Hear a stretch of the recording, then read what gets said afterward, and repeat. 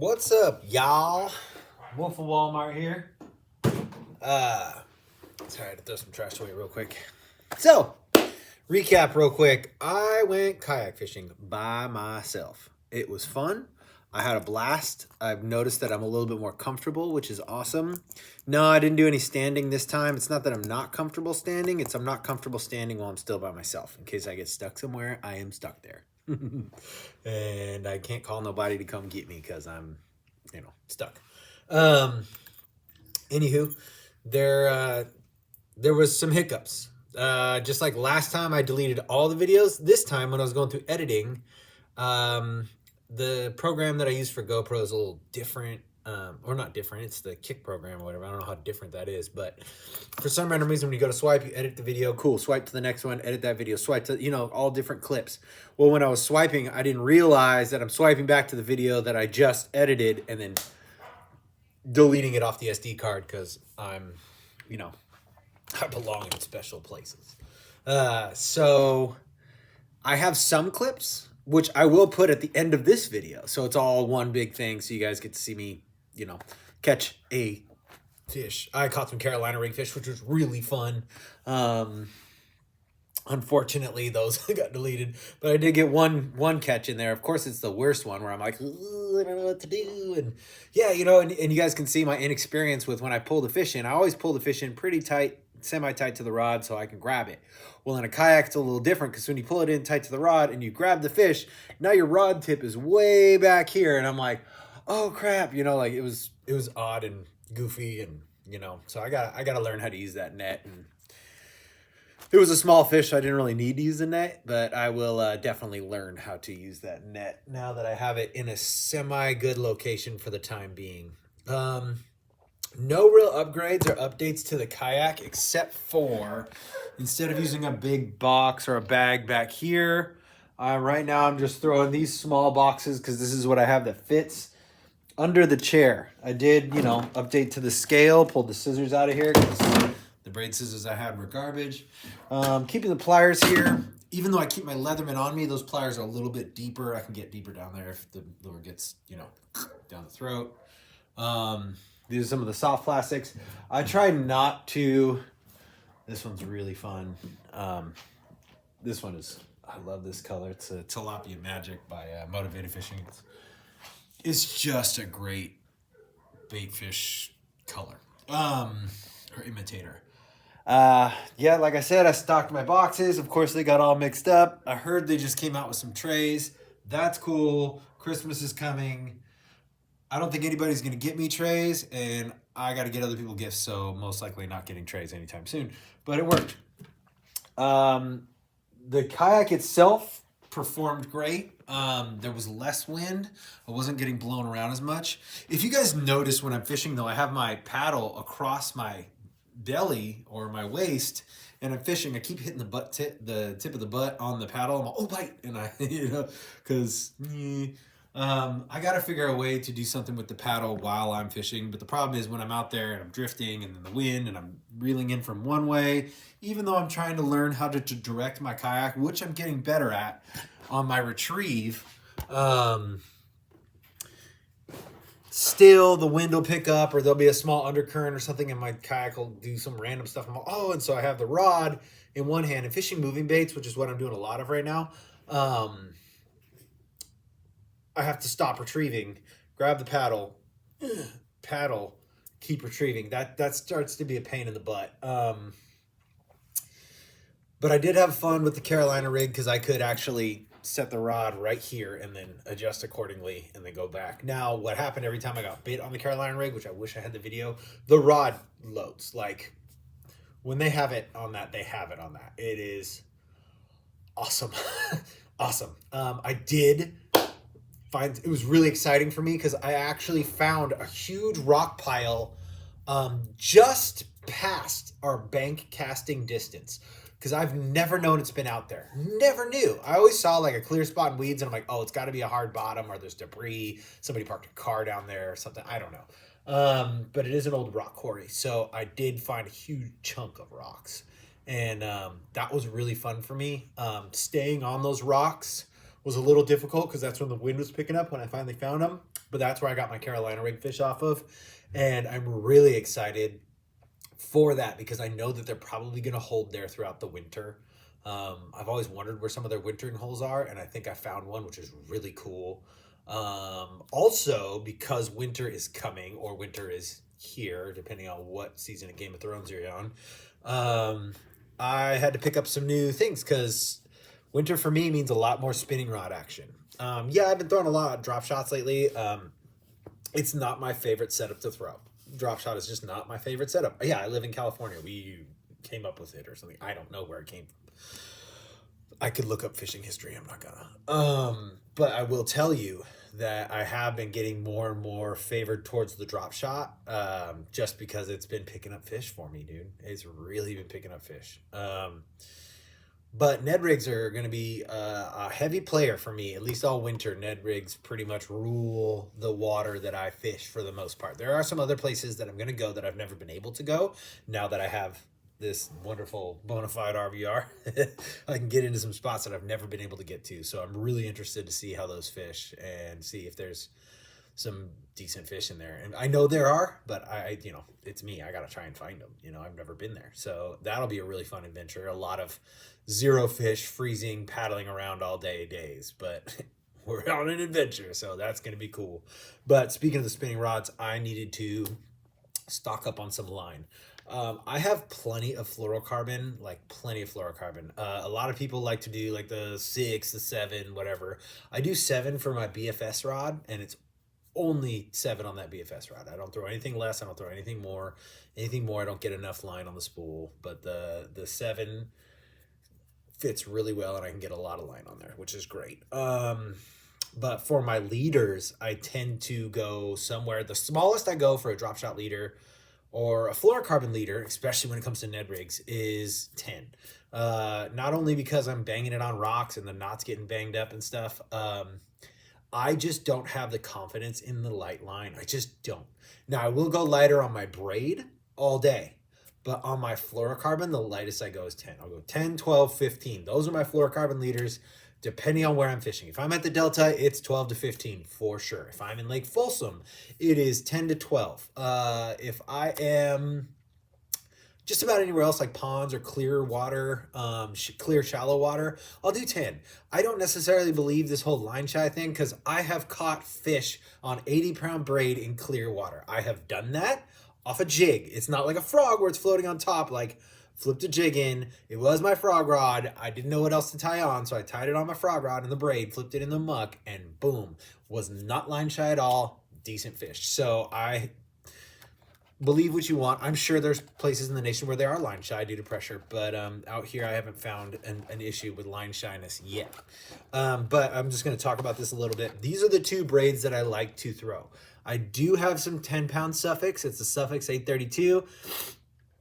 Even though I'm not a line shy guy, I don't like yellow or blue. I mean, if somebody's giving it to me, I'll rock it. But if it's me purchasing it, I'm going with the dark green moss. A lot of people say, oh, you can't see your braid.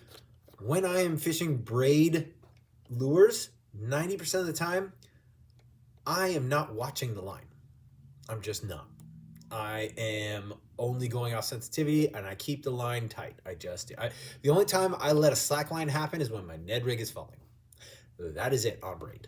Or, I should lie, that's a lie. Or when I'm working a frog or my top water, I throw 30 to 50-pound braid for like treble hook top water lures. I will watch the line then occasionally, but usually I'm watching the lure. It's just what happens. But I like this 15. For a lot lighter presentations, I have a couple rods where I tie on the 15, and I have a couple rods where I tie on the 20. And people might be like, oh my gosh, you don't use 10. I use 10 in the creek. Those fish are like, I think the biggest fish that's ever come out of that creek is 3 pounds, and there's only one of them. Because every time I see a picture of a 3-pound bass coming out of that creek, it's the same fish. So, but there's a lot of like 1s. There's a few 2s. But it's mostly 1s and like little dink fish. So I'll throw 10-pound braid and my 8-pound fluorocarbon in there. I do have a little bit of 8-pound left. That is my creek line. Sorry, I lied earlier. I do have some creek line, this 8-pound fluorocarbon. I usually run the sniper. I made a very bad decision, and I got a spool of shooter. Yeah, that's a really good fluorocarbon. I'm sorry. Like, I can tell a difference, and I'm not that smart. I can tell a difference. But anyway, so big water, I will throw the 20 pound. Small water, I throw the 15. And yeah, and then the creek, I throw 10. But those are my braids that I run on my spinning gear. Somewhat on the BFS sometimes, but usually just a spinning gear. So I'm curious if anybody has opinions. I mean, everybody's gonna say line shy or colors or this, that, and the other. Go for it. I would really like it if you guys could give me some suggestions on stuff to do this winter. I throw a blade bait. I throw a jerk bait. I throw all sorts of winter lures, but name me something that is not a normal winter lure that you like to throw in the winter. I'm really curious, because if it's me, it's going to be a Carolina rig or a football jig. I think those two really shine because all the weeds are down and it's just mud and rocks everywhere, and you can just drag those things like nobody's business. The Ned rig gets the most bites, but when you get a bite on a football jig, or I get a bite on a Carolina rig, it's not a small fish. So go ahead and leave any information or any opinions in the comments. I would love to hear it. And now you can look at my whack editing skills of my third fishing adventure, first solo adventure. Also, I was talking to Andy on the phone the other day because I was telling him about it. And he told me he felt like I was cheating on him because I went kayak fishing without him. So I'm sorry, Wiener Fingers Andy. I cheated on you. You're going to have to get over it. Man up. Let's move on. Oh, yeah. One more thing. Sorry. If you like this video, like it. If you don't. But leave me a comment either way, so that way I know where I'm going. I did get a comment on my last video, and I really appreciate it. They hit me up on the TikTok DMs, which is fine. But I need to comment more on what I'm doing, the activity, not like I am casting, I am reeling, but hey, I'm throwing this bladed jig, which is what I caught on this video you'll see is a bladed jig bite. I'm throwing this bladed jig, I'm working it real slow, 6:3 to 1 gear ratio. This rod is this. I'm going to start trying to do that a little bit more, just so there's a little bit more information going on, so it's not just me going, hey guys. You know, that kind of gets boring. So thank you for that comment. I really appreciate it. And if you guys have any other suggestions, or you just hate my face, like, let me know. I can't really change my face, but I can do more like, hey guys, it's Wolf of Walmart, if that's what you like. So yeah, hit me up. Let me know. I appreciate you guys for sitting with me for the last 13 minutes to watch this. Here's 3 more minutes of me fishing. I can't believe I forgot. I'm sorry. So the cool thing about this fishing adventure, and that's what I have in this video coming up, still coming up, sorry. I met the owner of the entire lot of land. Where I fish is like behind a plaza and this, that, and the other. It's what assumed to be public land forever. I mean, we've been fishing there since I've been fishing. And I know people that have been fishing there since they're kids and they're in their 50s. So it's always been a public land. There's a plaza. There's all sorts of businesses and stuff. And I've talked to the businesses many times before I've gone fishing there. Is this cool to fish? You know, Yeah, we own it. Or it's public land. Like, do what you want, et cetera, et cetera, et cetera. Perfect. Recently, we got enough. Well, I got one kayak. But we got enough cojones to go put the kayaks in the water and try it, which was really cool. But I met the owner of the entire thing. Crazy story. So where the businesses are, that plaza, that part of the lot used to be owned by a lady. The rest of the entire pond and the land surrounding it is owned by a man named Russ. He was really cool. He's actually super nice. But I met Russ, and he said that the lady, before she had passed away, she has decided to sell Russ that extra lot of land, so he owns all of it. There's a guy on a far end between these two, like in this channel, between these 2 points, there's another smaller pond that's right in front of somebody's property. There's a guy there that lives there that's been yelling at us ever since I've been fishing there to leave. Knew it. I thought it was public property, so I was just like, get out of here, whatever. Anyways, Russ ends up owning that land. That guy who was yelling at us all the time decided one day to, he got tired of people fishing out there, and he pulled out a bow and arrow and cocked it back and threatened these two guys who were fishing there. Those two guys happened to be Air Force veterans and Russ's son and his friend. So that guy is now moving and not going to be there anymore. So I will definitely be getting into that little cove because there's some fish in there. But also, it was just really interesting to talk to him, and he was very, very open about us fishing all over. He said, my grandkids are coming for the next 2 weeks. Please leave this section alone so that I can take them out here to go fishing so these fish aren't so beat up. My wife and my daughter just got here. And I absolutely abide. I was like, absolutely, I'll leave the spot alone. No problem, dude. Like, thank you. And he was making sure. He was like, you know what? I would say something about you being out here, but it's really cool that you're out here in a kayak and that you're wearing a PFD. So by no means is that a liability for me. So have a good time and keep on fishing. And I said, thank you, man. And so a lot of that conversation, or actually 2 small snippets of that conversation, I put in the video. Also the recap of the new captain of the boat. Also the recap of me talking to him. I was talking about the guy pulling out the bow and arrow is in the video. So I hope you guys, again, like, if you like it. Don't if you don't. Leave a comment either way. This is Captain Avery, and this is approved by her. So, yeah, have a good one. Okay, here we go. Downhill adventure. Probably looks super mellow on video. And I mean, in comparison to like, I don't know, other places, it probably is super mellow. But for me, it's not very mellow. These rods in just like this for now. Oh, you know what? This did not take 20 minutes like it used to. I'm getting less afraid, which is awesome. And now I'm out here in one of my favorite places. And there's some wind and some, water movement, which is nice. But I'm excited. Let's see.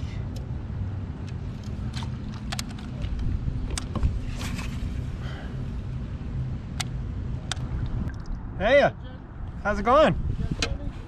Yeah, a couple. I got more bites than I got fish today, but how it goes. How you doing? Are you the guy who owns the property over here? In the pond. Oh, all the pond over there? Oh, I thought this was all public, according to the businesses. I own up to their fence. Oh, hey, I'm sorry. Catch a bunch, they kind of get weary. So, yeah. You avoid this shoreline here. Not a problem. Yeah, I'll stay out of this whole side. All right, man. Well, thank you very much. What's your name again? I'm Russ. My name's Dave. Dave, have a good day. You too, man. And he owns the property of the mean guy who has been threatening us forever. And apparently that mean guy pulled the wrong move and pulled a bow and arrow out on homeboy's son and his friend, which is crazy. So yeah, I guess he's moving, and that solves that problem. So that's cool. But for now, I'm gonna get back to fishing. I have a rod. I'll try this one.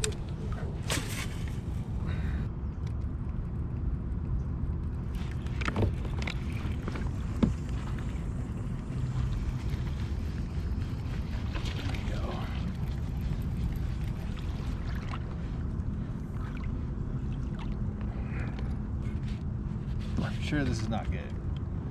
Oh crap. Now I'm stuck. What should I do, guys? Let's line out. I think I gotta figure out how to use that net today. Well. Come here.